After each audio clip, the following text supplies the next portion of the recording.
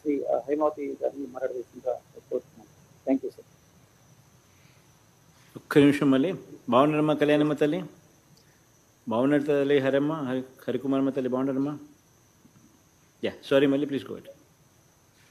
నమస్తే జగనన్న. నమస్తే తల్లి. నా పేరు హైమావతి అన్న. విశాఖపట్నం చంద్రంపాలెం 7వ వార్డులో చెప్తున్నానన్న. నేను 12 సంవత్సరాలుగా కూడా విశాఖపట్నంలో అద్దెంట్లోనే ఉంటున్నానన్న. ఏ రకమైన సహాయం కూడా ముందు ప్రభుత్వాల నుంచి నాకు అందింది లేదు. అదేవిధంగా అద్దెలలో చాలా ఇబ్బంది పడుతూ వచ్చానన్న. ఒక సాయంత్రం అయ్యేసరికి 8 లైట్లు ఆపేయాలి, ఒక 2 నీళ్ళు ఎక్స్ట్రా పట్టుకోవాలన్నా సరే చాలా ప్రాబ్లమ్స్ ఫేస్ చేశానన్న.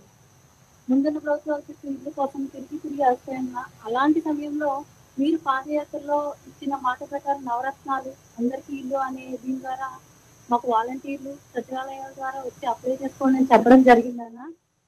వాలంటీర్ల సహాయంతో సచివాలయాలకు వెళ్ళి అప్లై చేసుకున్న వెంటనే మాకు స్థలం అనేది మంజూరు చేయడం జరిగిందన్న. అనంతపురం మండలం తంగుడుగిల్లో నాకు 48 గజాల స్థలం అనేది ఇచ్చారన్న.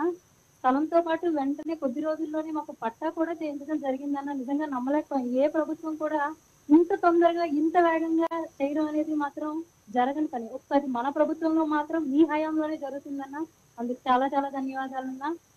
అంతేవిధంగా ఈ విశాఖపట్నంలో ఒక అడుగు భూమి కూడా లేని నాకు ఈ రోజు ఒక లక్షాధికారిగా ఒక 12 నుంచి 15 లక్షలు ఉన్నటువంటి స్థలంతో పాటు ఇంటిని కూడా అందించి దాన్ని ఈ రోజు ఈ విశాఖపట్నంలో పర్వాలేదు అన్న స్థితిలో నిలబెట్టారన్నా. ఒక ఆడపిల్లకి ఏం చేయగలరో అందగా అంతకన్నా ఎక్కువే చేశారన్నా మీరు. అదేవిధంగా మా పాపకి అమ్మఒడి లభిస్తుందన్నా. ఎస్ఎస్సి గ్రూపుల ద్వారా నేను ఆశా వడ్డీ పొందుతున్నానన్నా. ఇలాంటి ఎన్నో కార్యక్రమాలు మీ ద్వారా పొందుతున్నానన్నా. మేము అక్కడికి వెళ్ళి చూసినప్పుడు ఆ స్థలాలు చూస్తే అంతా కూడా బీడు భూములు, బంజరు భూములుగా ఉన్నాయన్నా.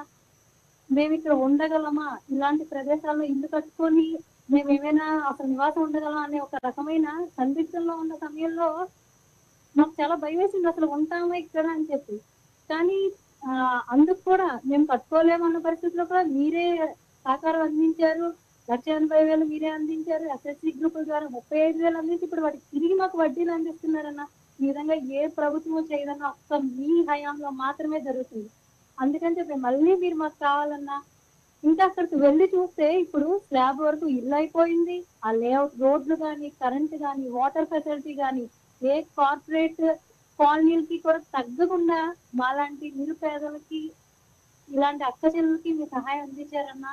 అందుకు చాలా చాలా ధన్యవాదాలన్నా.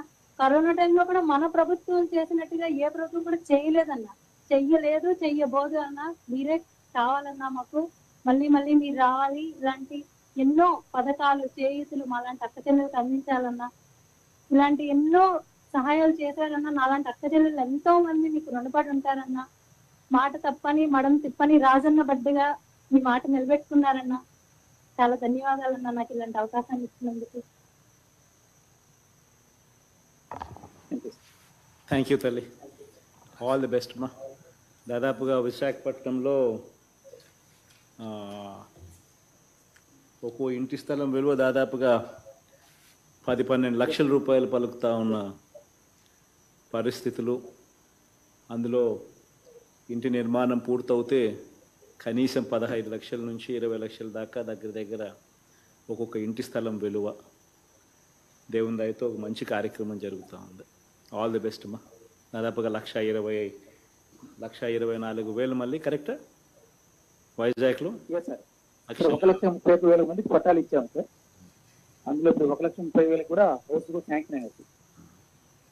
సో దాదాపుగా 1,30,000 మందికి దగ్గరగా ఇళ్ళ నిర్మాణం జరుగుతూ ఉంది. Really all the best.